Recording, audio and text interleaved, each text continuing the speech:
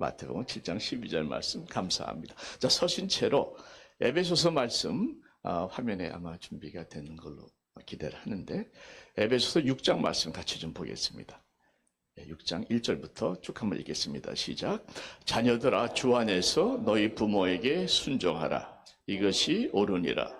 내 아버지와 어머니를 공경하라. 이것은 약속이 있는 첫 계명이니 이로써 내가 잘되고 땅에서 장수하리라. 아멘. 네. 아버지 하나님, 대접받고자 하는 대로 대접하라 말씀하셨습니다. 아버지와 어머니를 공경하라 말씀하셨습니다. 아버지 하나님, 우리들의 인생에서 가장 중요한 것은 물질도 아니고 권세도 아니고 명예도 아니고 가장 중요한 것은 예수요. 또한 관계인 것을 기억하게 하여 주셔서 행복은 관계에서 시작된다는 이 말씀, 관계의 법칙, 특별히 우리 부모님과의 관계가 아름답게 회복되고 아름답게 이루어져 나아갈 수 있도록 하나님, 이 귀한 어버이 주일에 우리 모두에게 말씀으로 깨닫게 하여 주시옵기를, 깨달은 대로 살아가게 하여 주시옵기를. 그래서 관계가 행복하기에 우리의 삶이 진정 행복해지기를 예수님의 이름으로 기도하옵나이다. 아멘. 앉아주시면 감사하겠습니다. 가정의 달을 맞아서 행복은 관계에서 시작됩니다. 관계의 법칙 첫 번째 말씀을 드리도록 하겠습니다. 잠언서에 보면 이런 말씀이 있어요. 다투는 여인과 함께 큰 집에서 사는 것보다, 잘 들어보세요, 움막에서 사는 것이 나으니라. 한 번 더. 다투는 여인과 큰 집에서 사는 것보다 초라한 단칸방에서 사는 것이 나으니라. 무슨 말씀입니까? 떵떵거리고 큰 집에서 풍족하게 누리며 살지만 다투면서 관계가 깨져 사는 것보다는 별 볼일 없는 것 같아도 자그마한 살림살이라 할지라도 서로 따뜻하고 화목하게 사는 것이 더 큰 행복이다 하는 말씀이 되는 것이죠. 많은 소유를 누리는 것보다 더 중요한 것은 화목한 관계를 맺는 것이다. 그래서 아무리 부유해도 이 관계가 삐걱거리면 그러면 불행할 수밖에 없습니다. 행복은 소유가 아니라 관계라는 것, 한 번 더 말씀을 드립니다. 가정에서 관계가 화목할 때에 행복한 것이지, 모든 걸 다 갖춘 가정이라 할지라도 엄마 아빠 매일 싸우면 아이들이 행복하겠습니다. 직장에서도요, 아무리 실력이 있고 아는 것 많고 뭐 열심히 해도 관계를 잘 맺지 못하는 사람들은 인정받지 못합니다. 결국엔 도태되고 맙니다. 그래서 관계는 행복의 비결이요, 또 성공의 비결인 것이죠. 우리 하나님도 관계에 대해서 굉장히 강조하십니다. 이 십계명을 주셨는데 십계명에 처음부터 사계명까지는 하나님과 나와의 관계입니다. 5계명부터 나머지 10계명까지는 나와 너의 수평적인 관계입니다. 그런데 이 나와 너의 수평적인 관계, 인간 관계에서 가장 먼저 나오는 첫 번째 계명, 다섯 번째 계명이 되겠죠. 네 번째까지는 하나님과의 관계, 다섯 번째부터는 인간의 관계인데 첫 번째 나오는 계명이 뭡니까? 내 부모를 공경하라는 거죠. 그걸 생각해 보면 모든 인간관계가 얼마나 복잡하고 많이 있습니까만은 그 중에서 가장 먼저 우리가 끌어내야 될 것이, 가장 먼저 우리가 초점을 맞춰야 될 것이 부모와의 관계라는 거죠. 가장 중요하다고도 볼 수 있고, 또 어떤 면에서 보게 되면은 가장 우리가 쉽게 넘어가는, 무시하는, 잘 지키지 않는 계명이기 때문에 먼저 말씀하셨다고도 생각할 수 있겠습니다. 마침 오늘이 어버이날이다 보니까 모든 관계 중에서 가장 첫 번째 관계. 따지고 보면 처음 태어날 때 그 자리에 부모님이 계셨잖아요. 처음 맺은 관계입니다. 부모님 돌아가실 때 우리 거기 있을 겁니다. 마지막까지 가는 관계입니다. 시작부터 끝까지 일평생 같이 가는 관계가 부모의 관계를 생각할 때에 얼마나 중요한 관계인지 모르겠습니다. 어버이 주일을 맞아서 부모님과 나와의 관계가 새롭게 회복되시기를 축원드립니다. 오늘 말씀 보게 되면 성경은요, 부모님과의 관계를 정확하고 전곡을 찔러서 말씀하세요. 공경하라. 주 안에서 내 부모를 공경하라. 십계명뿐만 아니라 오늘 에베소 나오는 말씀에서도 같은 말씀을 하고 계시죠. 아버지 어머니를 공경하라. 현대인들은 이 계명을 굉장히 부담스러워합니다. 요즘 젊은 자녀들 키우는 데는 온갖 모든 정보를 다 수집해서 그야말로 치맛바람 다니지만 부모님과의 관계에서 공경하라, 순종하라 이건 별로 안 좋아합니다. 왜냐하면 예전에는 맞는 말이지만 지금 시대가 어떤 시대인데 옛날 얘기, 고리타분한 얘기 이렇게 생각하는 거죠. 제가 그런 얘기 들었습니다. 어떤 자녀는요, 부모가 부모 다와야 공경하는 것이죠. 부모가 도저히 부모 같지 않은데 어떻게 공경할 수 있습니까? 하면서 공경하는 게 아니라 공격을 하더만 부모님을 공격을 하더라고요. 여러분, 오늘 부모님 공경에 대해서 제가 좀 깊이 좀 말씀을 드리겠습니다. 왜냐하면 저도 이것에 대해서는 그렇게 꽉 붙잡는 그런 어떤 간절함이 없었는데 말씀을 준비하다 보니까 이게 너무 중요한 어떤 도덕적인, 윤리적, 인간적인 기본적인 인간의 자세 이게 아니고요. 그 차원을 훨씬 뛰어넘는 많은 진리의 약속이 또 진리의 원칙이 여기 안에 담겨져 있는 걸 보면서 이거 깊이 좀 파야 되겠다. 이런 감동을 제가 받았고 확신을 받았기에 여러분과 함께 나누기를 원하는데, 첫째로 도대체 왜 부모를 그렇게 공경하라고 강조하고 계시는가? 세 가지 이유를 말씀드리겠습니다. 그리고 그러면 구체적으로 어떻게 부모님을 공경하는가? 세 가지를 말씀을 드리겠습니다. 첫째로 왜 부모를 공경해야 되는가? 이제는 부모님 가진 게 뭐가 있어요? 왜 그렇게 우리가 부모님 앞에 깍듯하게 해야만 하는가? 첫 번째 이유, 하나님의 명령이기 때문에 그렇습니다. 사실 따지고 보면 그걸로 끝난 거예요. 여러분, 하나님의 말씀은 진리입니다. 진리란 무엇이냐? 진리란 세월이 지나도 변하지 않는 게 진리입니다. 시간이 지나면서 변하는 것은 더 이상 진리가 아니죠. 말씀은 진리요. 진리는 변하지 않는데 하나님께서는 부모를 공경하라고 확실하게 진리를 선포해 주셨다는 것이죠. 모세가 십계명에서 이 말씀을 하셨죠. 그리고 나서 신명기에 가서, 신명기는 모세가 자기의 일생을 돌이켜보면서 회고한 일종의 회고록이거든요. 거기 한 번 더 이 말씀을 하시는데 이렇게 말씀을 하십니다. 신명기 5장에 보시면, 보십시오. 너는, 후반절에, 너는 내 하나님 여호와께서 명령한 대로 내 부모를 공경하라. 그러니까 너는 내 부모를 공경하라 하지 않으시고 여호와께서 명령하신 대로 공경하라. 명령인 것을 강조하고 있다는 것이죠. 명령은요, 해도 되고 안 해도 되는 게 아닙니다. 해도 되고 안 해도 되는 건 권면입니다. 그런데 명령은 해야만 하는 것입니다. 반드시 해야만 하는 하나님의 명령이라는 거예요. 부담되시죠?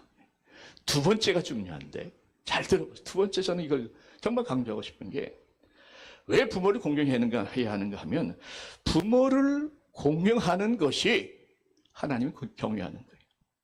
가치가입니다. 부모님을 경외하는 만큼, 공경하는 만큼 하나님을 공경하고 경외하는 것이 됩니다. 제가 말씀을 좀 설명을 드리겠습니다. 예수님께서 유대인들에게 전해져 오는 그 전통 중에서 잘못된 것들을 몇 가지 지적하셔서 꾸짖으셨습니다. 너희들 좀 잘못 가르치고 있다. 그 중에 하나가 뭔가 하면 이거가 있어요. 마태복음 15장이 나오는데 부모님에게 드려야 될 것을 하나님께 대신 드리면 그것은 부모님께는 드리지 않아도 된다. 이렇게 가르쳤습니다. 마태복음 15장 4절에 보시면 하나님이 이르셨으되 내 부모를 공경하라 하시고 또 아버지나 어머니를 비방하는 자는 반드시 죽임을 당하리라. 여러분 이런 말씀 있는 거 아십니까? 부모님 함부로 이렇게 경홀히 무시하지 마십시오. 큰일 납니다. 네, 반드시. 네, 아멘. 함부로 하지 마십시오. 네, 근데 5절에 보면은 너희는 이르되 누구든지 아버지에게나 어머니에게 말하기를 내가 부모님께 드려서 유익하게 할 것이, 그러니까 부모님께 드려야 될 것이 하나님께 대신 드림이 되었다고 하기만 하면 그 부모를 공경할 것이 없다 하여 너에게 전통으로 하나님의 말씀을 폐하는도다. 그러니까 부모를 공경하기 위해서 드렸어야 돼요. 드렸어야 되는 그것을 물질이든 돈이든 그런 것들을 부모님께 안 드리고 하나님께 드렸다면 부모에겐 드리지 않아도 괜찮다 이런 얘기거든요. 그러니까 오늘말로 우리가 적용하자면 부모님한테 드려야 될 용돈을 안 드리고 헌금으로 대신 했다. 그렇게 하면서 부모님한테 용돈을 안 드린다는 거죠. 예를 들면 그렇다는 거예요. 그러니까 부모님이 해야 될 책임을 하나님이 했다고 돌리면서 실제로 했다 안 했다 이것도 없어요. 그렇게 말만 하는 거예요. 그러면서 부모님한테는 안 해도 되는 것처럼 이렇게 가르쳤다는 거죠. 자, 그랬는데 그리고 나서 주님께서 꾸짖으시면서 그 다음에 오시면 7절에 보십시오. 그런 잘못 가르치고 또 잘못 배우는 자들에게, 잘못 프랙티스하는 자들에게 외식하는 자들이요. 8절에 나를 공경하되 마음은 내게서 멀다. 9절에 특별히 나를 헛되이 경배한다 얘기했어요. 그러니까 하나님을 공경한다는 핑계로 부모님을 공경하지 않는 자는 하나님도 헛되이 경배하는 자다 이런 뜻이죠.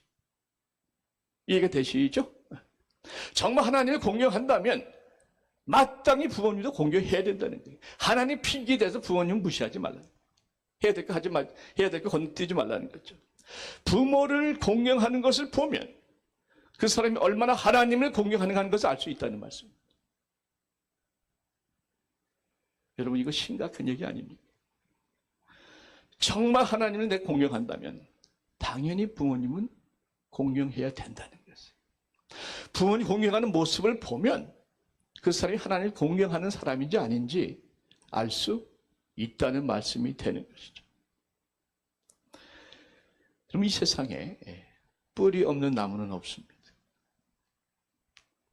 이 세상에 부모 없이 이 자리에 앉아 계신 분 없습니다. 모든 생명의 근원은 하나님이시지만 직접적으로 우리에게 생명의 근원은 누굽니까? 우리의 생명의 근원은 누굽니까? 누가 생명 주셨어요? 부모님이 주셨죠. 그런 차원에서 부모님과 하나님과 오버랩이 됩니다. 모든 만물의 생명의 근원은 하나님이시지만 내 생명의 뿌리는 부모님이시죠. 그래서 부모를 공경하는 것은 하나님을 공경하는 것과 연결이 되었다 하는 말씀. 우리 믿으시면 아멘 하십시다. 여러분 레위기에 보시면요 19장 3절에 이런 말씀이 나옵니다. 너희 각 사람은 부모를 경외하고 나의 안식일을 지키라. 하나님이 하신 말씀이죠. 나의 안식일 하니까. 하나님이 직접 하신 말씀인데 부모를 경외하라고 말씀하셨죠. 근데 여기서 경외라는 단어는 히브리 말로 야레입니다. 야레라는 단어인데 이 경외한다는 야레는 성경에 보면요 단 한 번도 여기를 제외하고는 사람에게 쓴 적이 없습니다. 경외는 하나님께 하는 겁니다. 경외하는 하나님이지, 경외하는 여호와지, 경외하는 목사 이런 거 없어요. 딱 하면 여기 나오는데 누가 얘기하셨습니까? 경외를 마땅히 받아야 할 하나님께서 누구를 경외하라고 말씀하십니까? 부모를 경외하라고 말씀하고 있지 않습니까? 네. 여러분, 하나님께만 사용할 수 있는 경외라는 단어를 부모에게도 사용하시면서 부모도 너희가 나를 경외하듯이 부모를 경외하라고 직접 말씀하고 계시다는 것이죠. 그러니까 부모님도 하나님처럼 경외의 대상이 된다는 말씀입니다. 자, 그렇다고 부모님을 하나님하고 동등하게 여기라는 말씀은 아니에요. 부모님을 하나님 대하는 것처럼 귀하게 여겨드리라 하는 말씀. 아멘. 한 번 더, 부모님을 하나님처럼 귀하게 여겨드리라. 높여드리라. 존중해드려라. 공경해드려라. 이 말씀이 되겠습니다. 그래서 보네포 목사님은 부모님을 공경하지 않는 자는 하나님을 제대로 알지 못하는 자다. 이렇게 말씀했어요. 하나님을 제대로 아는 사람은 부모님을 경외하지 않을 수 없다는 거예요. 부모님을 경외하지 않는 사람, 하나님 모르는 사람이에요. 여러분, 부모를 경외하는 자가 하나님을 경외하는 자요. 하나님을 경외하는 자는 부모를 경외하는 자입니다. 이것이 성경의 가르침이에요. 왜 부모를 공경해야 됩니까? 부모를 경외하는 것이 하나님을 경외하는 것이기 때문에 그렇습니다. 하나 더. 왜 공경해야 하는가? 약속이 있는 계명이기 때문에 그렇습니다. 여기 나오죠? 내 아버지 어머니를 공경하라. 이것은 약속이 있는 첫 계명이니 이로써 내가 잘 되고, 그건 범사에 잘 된다는 말씀. 그리고 땅에서 장수하리라 말씀하셨습니다. 범사에 잘 된다는 것은 모든 일이 형통한다는 의미가 포함되어 있죠. 부모에게 잘하면 세상에서 잘 되는 줄 믿습니다. 성경에 보면요, 하나님의 사람들이 많이 나오는데 공통된 점이 그들이 모두가 다 거의 예외 없이 부모님께 잘한 분들입니다. 이삭, 모리아 산에서 그 할아버지 아브라함이 100세가 훨씬 넘은 할아버지가 그 아들을 잡아서 제물로 바치겠다고 칼을 들었을 때 가만히 있잖아요. 밀쳐버리면 끝났는데 가만히 있잖아요. 그 이삭의 나머지 삶이 얼마나 형통했습니까? 요셉, 아버지가 하루는 요셉에게 말합니다. 너 형들 있는 데 가서 도시락 갖다 주라. 그리고 좀 와서 좀 잘 보고 와라. 심부름을 시키는데 좀 생각해 보십시오. 요셉이라고 그 똑똑한 애가 눈치가 없겠습니까? 형들이 자기를 싫어하는 걸 알아요. 가기가 싫었을 겁니다. 근데 아버지가 가라니까 군말 안고 가잖아요. 결국 당했지만. 그래도 순종한 거 아닙니까? 요셉이 나중에 어떻게 됐습니까? 온 형들이 자기 앞에서 무릎을 꿇고 머리를 조아리고 처분만 바라는 애굽의 최강자가 되지 않습니다. 아버지께 순종했던 요셉을 하나님께서 크게 들어 사용하십니다. 다윗도 보십시오. 사무엘 선지자가 그 집에 찾아왔습니다. 이거 굉장한 사건이죠. 근데 그 자리에 다윗은 없었습니다. 바로 그 시간에 들에서 양을 치고 있었어요. 다윗이 양 치고 싶어 친 게 아니라 추론해 보건대 사무엘 선지자가 왔을 때 누군가 들의 양은 쳐야 되니까 아버지가 다윗에게 얘기한 겁니다. 야, 너는 막내니까 좀 미안하지만 빠져라. 여기 건장한 형들 많이 있으니까 너는 해당이 안 되니까 넌 가서 양 치고 있어라. 다윗이 한마디 말 없이 순종하고 양치러 갔습니다. 다윗이라고 사무엘 만나고 싶지 않았겠습니까? 그런데 순종하고 그 자리에 없었어요. 그런데 거꾸로 사무엘이 그를 찾아오잖아요. 불러내지 않습니까? 그리고 이스라엘의 최고의 왕으로 전무후무한 사랑과 존경을 받는 왕이 되지 않습니까? 아버지에게 순종했는데 그 결과는 자기가 기름 부음 받는 왕이 된 겁니다. 여러분, 부모에게 공경하면 이 땅에서도 잘 되는 줄 믿습니다. 부모를 공경한 자녀들이요, 받는 복이 또 있습니다. 성경에 보게 되면 부모를 공경하는 자들은요, 자기들도 세상에서 잘 되지만 그 자기들의 자녀들도 복을 받는다고 되어 있어요. 우리 자녀들 복 받기 위해서 많은 애를 쓰시지 않습니까? 그런데 성경은 오히려 부모에게 잘하면 너희 자녀들은 자연히 복을 받게 돼 있다고 말씀합니다. 순서를 바꾸라는 거예요. 시편에 보십시오. 제가 안 띄워드렸어요. 시편 112편에 먼저 읽어드릴게요. 여호와를 경외하며 그의 계명을, 특히 부모를 공경하는 계명을 즐거워하는 자는 복이 있다는 거예요. 무슨 복이 있는가? 그의 후손이, 자녀들이 땅에서 강성하며 정직한 자들의 후손에게 복이 있다. 부모를 공경하는 계명을 잘 지켰더니 그 후손이 땅에서 강성해지고 이 미국 땅에서 밀리지 않고 하나님의 복을 받았다 하는 말씀. 여러분, 자녀들 챙기는 것의 3분의 1만 부모님께 챙겨주십시오. 자녀들이 복 받습니다. 아멘 한번 하십시다. 하나 더 있어요.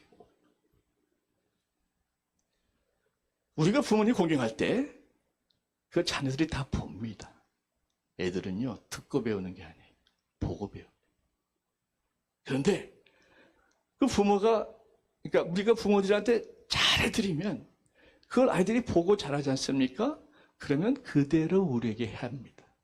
배운 대로 합니다.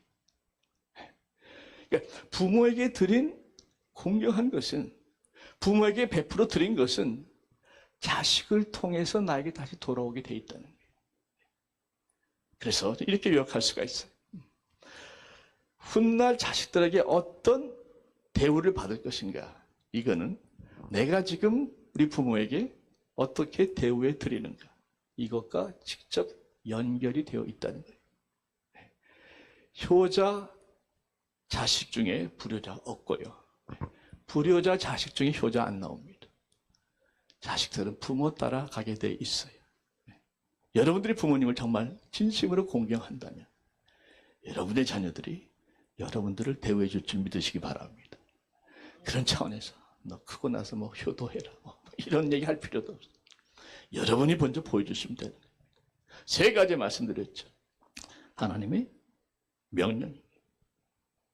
또 내 신앙의 척도라, 내가 공경하는 만큼 하나님을 공경하는 것이기 때문에, 약속의 축복의 말씀이기 때문에 부모님 공경하는 것은 가장 지혜로운 일인 줄 믿습니다.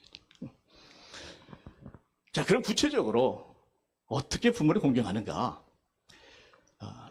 첫째는요, 부모님을 존경하는 거죠. 부모를 공경하는 것은 부모를 존경하는 겁니다. 부모를 존경한다는 것은요, 부모의 존재의 가치를 내가 인정해 드린다 하는 의미입니다. 여러분 생각해 보시면 연세 드신 부모님들은요, 굉장히 자신의 자격지심이 많습니다. 주위도 봐도 그렇고 저희도 그랬던 것 같아요. 지금도 그러신 것 같아요. 젊으셨을 적에는 얼마나 바쁘시고 그야말로 힘들 시간도 없이, 뭐 불평할 시간도 없이 바쁘게 뛰셨죠. 열심히 살았는데 이제는 다 내려놓다 보니까 이젠 자기가 쓸모없는 존재같이 느껴지는 거예요. 그리고 자식들에게 이젠 짐만 되는 것 같은 겁니다. 그러니까 힘없고 돈 없고 짐만 되는 것 같은, 그게 부모님의 심정입니다. 그런 부모님에게 정말 당신은 왜 이렇게 노후 대책도 제대로 안 세워놓고 나한테 짐만 지냐고 말이죠. 그렇게 함부로 한다면 그건 아니죠. 그건 아니죠. 신명기에 보시면 27장 16절 말씀이에요. 이런 말씀입니다. 같이 한번 읽겠습니다. 시작. 그의 부모를 경홀히 여기는 자는 저주를 받을 것이라 할 것이요 모든 백성은 아멘 할지니라. 아멘. 아멘 한번 합시다. 굉장히 세게 나오잖아요. 왜? 부모를 함부로 대하는 건 하나님을 함부로 대하는 것이기 때문에 그런 것이죠. 부모가 배우지 못했다고 무시하지 말고, 부모가 요즘 세상 일 잘 돌아가는 거 모른다고, 뒤처져 있다고 함부로 대하지 말고, 노후 대책도 없다고 왜 집만 되냐고 그렇게 멸시하지 말고. 여러분, 성경은 부모를 함부로 대하는 자를 죄 없다 하지 않습니다. 여긴 저주로 나오죠. 다른 말씀에는 죽이라는 말씀까지 나옵니다. 제가 그런 말씀 하면 여러분들 펄쩍 들 거예요. 율법이 아니라 주님께서도 하신 말씀. 부모를 존중한 예를 하나 들어드립니다. 솔로몬 기억하시죠? 솔로몬이 왕이 되었을 때 하루는 솔로몬의 어머니가 누구예요? 네, 밧세바. 근데 왜 이렇게 기가 죽으셨어? 너무 저 말씀이 세니까 지금 기가 찔리는 게 많으셔. 제가 이 말씀 준비하면서 회개 많이 했어요. 회개하면서 이게 정말 필요한 말씀이다. 대충 알았던 것이 말씀을 찾아보니까 이거 아주 중요하고 심각한 핵심이더라고요. 여러분의 심리를 이해를 합니다만. 그러면 잘하면 되죠. 잘하면 되죠. 솔로몬이요. 하여튼 밧세바가 찾아왔어요. 그래서 솔로몬한테 뭘 부탁하러 왔습니다. 그때에 솔로몬 왕이 이 어머니 밧세바를 맞는 장면이 성경에 기록되어 있는데 어떻게 기록되어 있는가? 열왕기상 2장 19절에 보시면 보십시오. 솔로몬 왕이 어머니가 들어오니까 일어나 영접하여 절한 후에 다시 왕좌에 앉고, 그러니까 어머니가 들어오니까 일어나서 영접을 합니다. 그리고 절을 합니다. 그리고 다시 자리에 앉아서 어머니를 위하여 자리를 베푸니 그가 그의 오른쪽에 앉는지라. 왕의 오른쪽은 특석입니다. 왕의 그 영광과 존대를 의미하는 특석이에요. 그렇게 솔로몬은 어머니를 사랑할 뿐만 아니라 존경했다는 것이죠. 구체적으로 부모를 공경하는 것은 그분을 존경해드리고 대접해드리는 거예요. 상석에 앉혀드리고 바른 예의를 갖춰드리는 겁니다. 부모를 공경한다는 것은 구체적으로 무엇인가? 존경해드리는 것이고 또 한 가지는 경청해드리는 거예요. 잠언서에 보십시오. 경청이라 하는 것은 귀를 정확히 잘 기울여서 잘 듣고 순종하라는 의미가 있습니다. 너를 낳은 아비에게 청종하고 내 늙은 어미를 경히 여기지 말지니라. 아까 경히 여기지 말라는 말씀을 제가 드렸죠. 청종하라 말씀합니다. 귀를 기울이라는 거예요. 부모를 공경하는 것은 부모님의 말씀에 귀를 기울여서 잘 들어드리라 하는 말씀이 여기에 있는 것이죠. 여러분도 아시겠지만 부모님 계신 분들 다 느끼시겠지만 부모님들 외롭습니다. 연세가 들수록 외로움을 더 타시죠.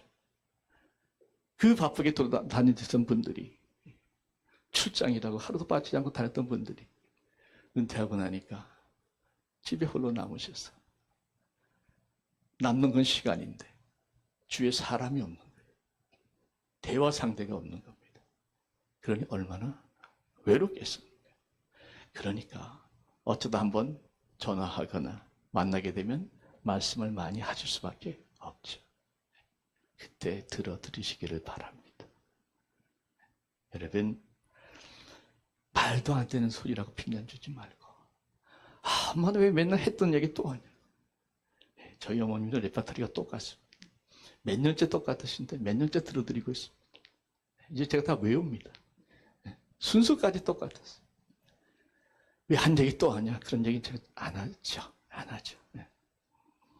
여러분, 어떤 때 넋두리 하는 분도 계시고, 어떤 때 푸념하는 분도 계시고, 어떤 말씀이든지 간에 들어드리는 것이 효도인 줄 믿습니다. 여러분, 저희 어머니가 몇 년 전만 해도 최근까지만 해도 전화를 자주 하셨어요. 네. 그래서 신방 갈 때, 성역 공부할 때, 예배, 주말, 이럴 때 좀 전화 오셔가지고 제가 곤혹을 많이 치렀습니다만은. 전화를 최대한 받았죠. 근데 한 1년 전부터 전화가 없으세요. 그래서 저는 어떻게 생각했냐면, 우리 형님이 이제 올라가셔서, 거의 형수님 매일 봐드립니다. 두세 시간씩 와서 봐드리고. 형님 댁분이 너무 잘해드리니까, 장남이 잘해주니까, 둘째는 이제 잊어버렸나 보다. 나 좀 그렇게 생각했어요. 그래, 죄 잘해주면 부족한 게 없으면 멀리 있는 사람은 잘 생각 안 날 수도 있으니까, 둘째는 잊어버렸는가 보다. 근데 어느 형님하고 통화를 하는데, 그러시는 거예요. 본인 생각에는 어머니가 전화를 안 한 게 아니라 못 하신다. 번호가 기억이 안 나든지, 작동하는 법을 잊어버렸든지, 지금 굉장히 가물가물하게 하셔가지고 전화를 못 하시는 것 같다고. 그 말씀을 듣는데, 마음이 이제는 얼마 안 남았구나 하는 생각이 오면서 굉장히 뭉클 하더라고요. 그래서 이제는 어머니 음성이 좀 더 자주 듣기 위해서 제가 좀 더 전화를 자주 하려고 하는데, 기도 잘 안 돼서 참 저도 늘 죄송합니다만 요즘은 전화가 없으세요. 못 하세요.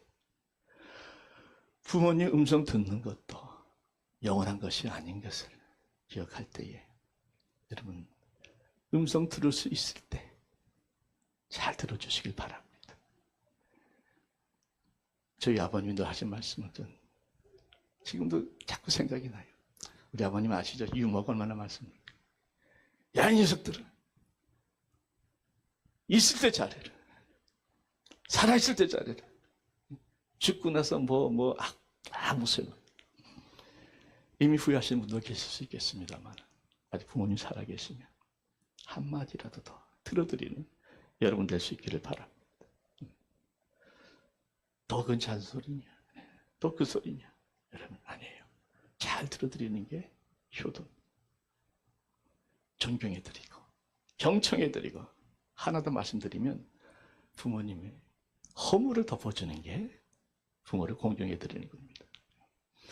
여러분, 나이가 들다 보면 점점 더 행동도 그렇고요, 생각도 그렇고요, 점점 더 어린애 되는 거 다 아시죠? 네.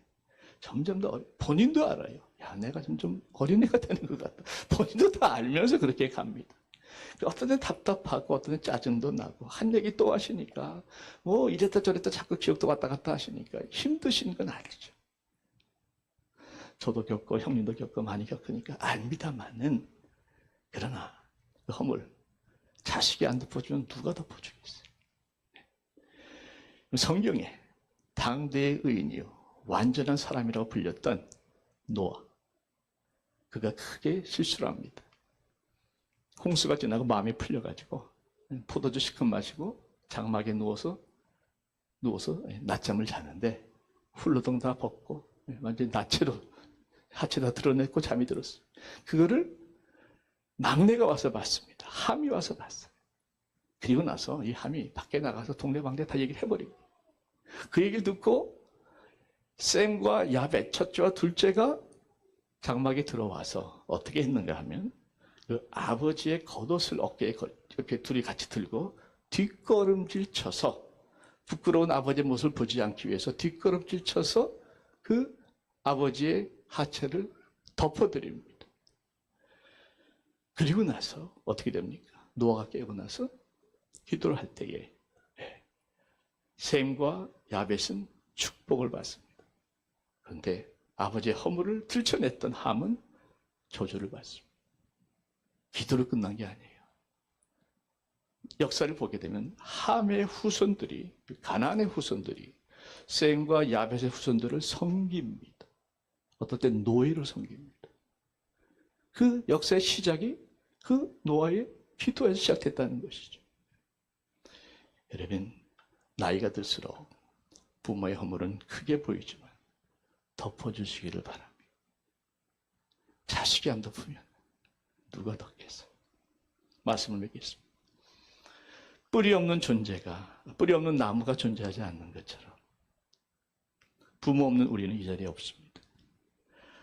만물의 생명의 근원은 하나님이시지만 우리의 생명의 시작은 부모님이세요.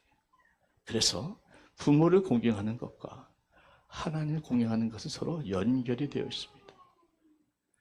부모를 공경하는 것이 어쩔 수 없어서 억지로 해야 되는 의무나 책임이 아니라 그렇게 생각하지 마시고 부모를 공경하는 것은 우리가 이 땅에서 잘되고 장수하는 축복이라고 믿으시기를 바랍니다. 부모를 공경하는 것은 우리의 자식들이 잘되는 길이에요. 또 나아가서 내가 자식들로부터 대우받는 길입니다. 그러기에 부모를 공경하는 것은 놀라운 축복의 기회지 이게 부담이나 의무가 아니라는 것을 생각을 바꾸시길 바랍니다. 부모님들은요, 우리가 뭔가 해드리려고 하면 미안해 하시더라고요. 네. 짐된다고 사양하십니다. 여러분 잘 들으십시오. 우리가 부모님한테 해드리는 것이 아니라 이미 받은 빚의 일부를 조금 갚아드리는 것입니다. 아멘 한번 하십시다. 받은 것의 일부를 갚아드리는 것이지 부모의 사랑에 우리가 어찌 비교할 수 있겠습니까? 그런데 그렇게 많이 주시고 조금 받으면서도 내가 너에게 짐이 될까 봐, 해가 될까 봐 미안해 하시는 부모님의 얼굴을 내가 보면서 참 죄송하고 감사했습니다. 하루는 그러시더라고요. 어머니 아파트 오렌지 강에 계셨을 텐데 그런 얘기 좀 갑자기 하세요. 야, 내가 너한테 그동안에 너무 제대로 잘해준 게 없어서 미안하다. 우리 어머니 많이 하셨거든요. 지나치게 많이 하셨거든요. 미안하다는 거예요. 미안하다. 저는 할 때마다 하시는 얘기가 있습니다. 내가 이 나이 때까지 걔도 치매하지, 대화는 되니까 치매하지 안 걸리고 너희들한테 짐이 안 돼서 너무나 고맙다. 그러니까 자식한테 짐 되는 게 부모님한테는 그렇게 짐이 되는 거예요. 어느 목사님이 그랬다지 않습니까? 어머니, 좀 자식들에게 당당하게 요구하십시오. 어머님은 요구할 수 있는 자격이 되는 분입니다. 그렇게 많이 베푸셨는데 뭘 그렇게 미안해 하시냐고. 자식이 어머니한테 그렇게 요구했다지 않습니까? 그게 사실은 맞아요. 맞아요. 우리 이 시간에 제가 동영상 하나 보여드리고 기도하기 원합니다.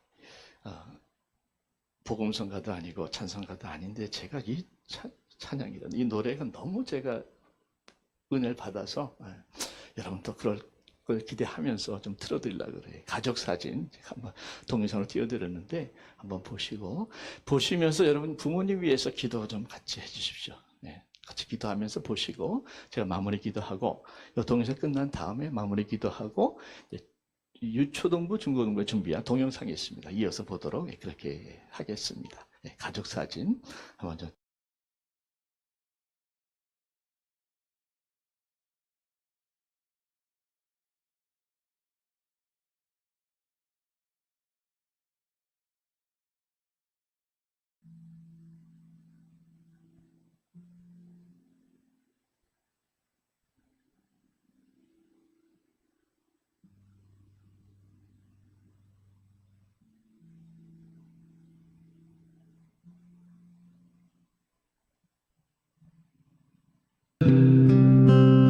살아온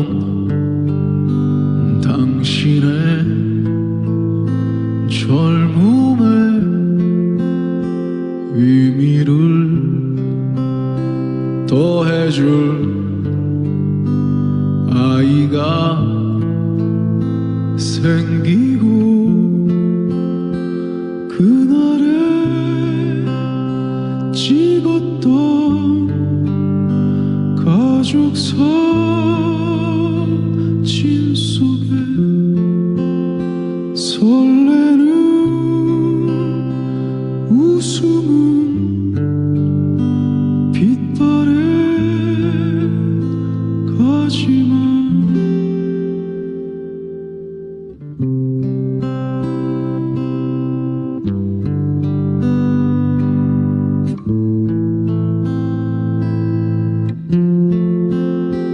어른이 되어서 현실에 던져진 나는 철이 없는 아들, 딸이 되어서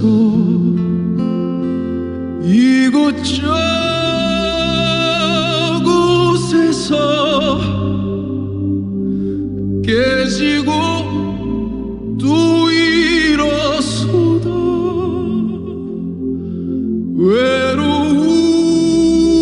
외로운 어느 날 꺼내본 사진 속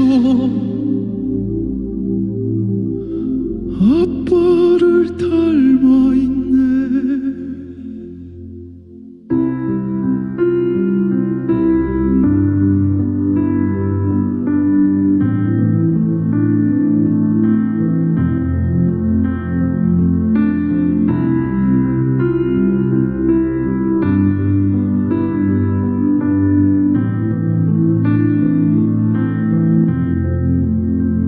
내 젊음 어느새 기울어 갈 때쯤 그제야 보이는 당신의 날들이 가족 사진 속에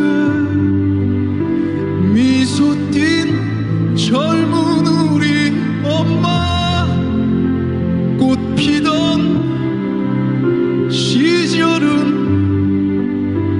나에게 다시 돌아와서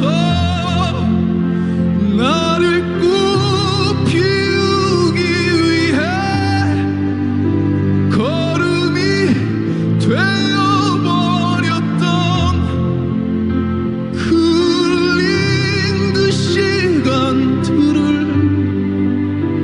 내가 깨끗이 모아서